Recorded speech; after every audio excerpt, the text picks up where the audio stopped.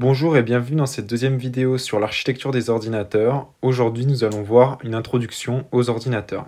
Nous allons dans ce chapitre essayer d'avoir une vision complète des différents constituants d'un ordinateur.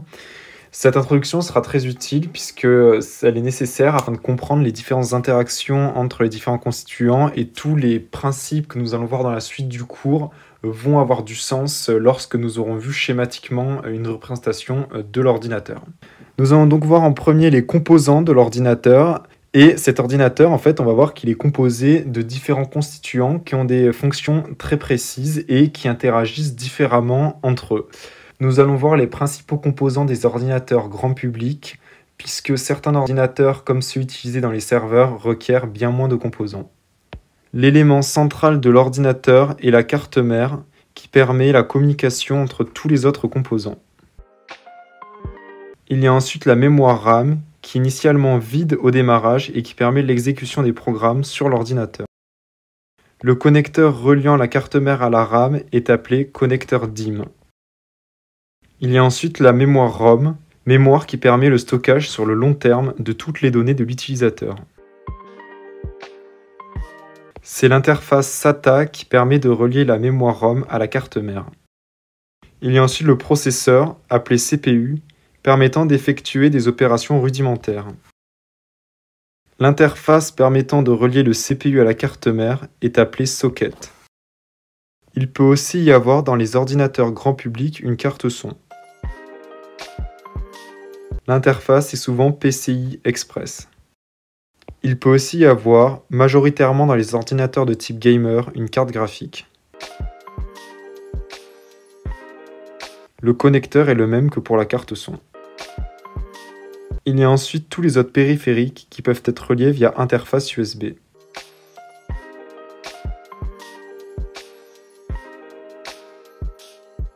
Nous allons maintenant voir comment utiliser son ordinateur. C'est-à-dire, est-ce que nous allons l'utiliser avec un système d'exploitation ou sans système d'exploitation? L'utilisation la plus connue d'un ordinateur est l'utiliser avec un système d'exploitation.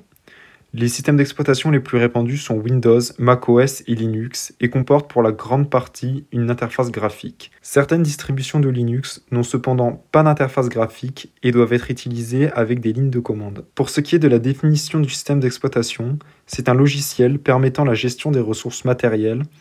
Quand on parle de matériel, c'est tout ce qui est carte son, carte graphique, mémoire ROM, mémoire RAM, processeur. Et ce système d'exploitation va principalement s'occuper de faire tourner des programmes, gérer des fichiers présents sur le disque, gérer la mémoire RAM, gérer l'interface avec l'utilisateur si bien évidemment le système d'exploitation en possède une, gérer la communication avec le réseau via la carte réseau, et tout cela en s'assurant un contrôle de sécurité afin de garder l'intégrité et le bon fonctionnement de l'ordinateur.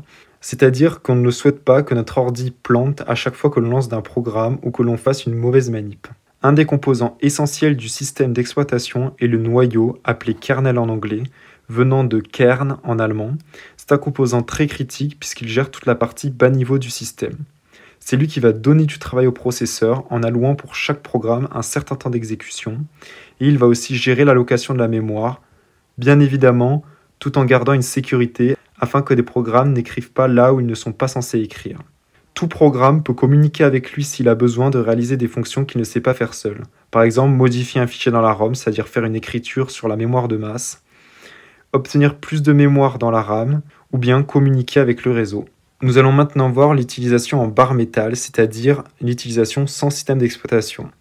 Cette utilisation de ordinateur en barre métal est surtout utilisée dans l'informatique embarquée, où les coûts, les ressources matérielles et les fonctions demandées sont très limitées. Il est peut-être parfois plus intéressant d'utiliser un ordinateur en barre métal, c'est-à-dire sans système d'exploitation. On va surtout utiliser un ordinateur en barre métal lorsqu'il doit faire une fonction très simple. Nous verrons un exemple juste après. Pour ce qui est de la définition, comme je l'ai dit précédemment, c'est un ordinateur qui est utilisé sans système d'exploitation. C'est un simple programme qui fait tourner la machine. C'est utilisé pour des applications très précises. Par exemple, voici un programme en C qui pourrait être utilisé pour gérer un feu tricolore. Vous avez ici une librairie standard du C et on intègre une deuxième librairie permettant de gérer les feux. Ici, c'est magestiondesfeux.h. Une librairie qui est bien évidemment inventée. Ensuite, vous avez la boucle principale avec à l'intérieur une boucle infinie Vous le voyez avec le while 1.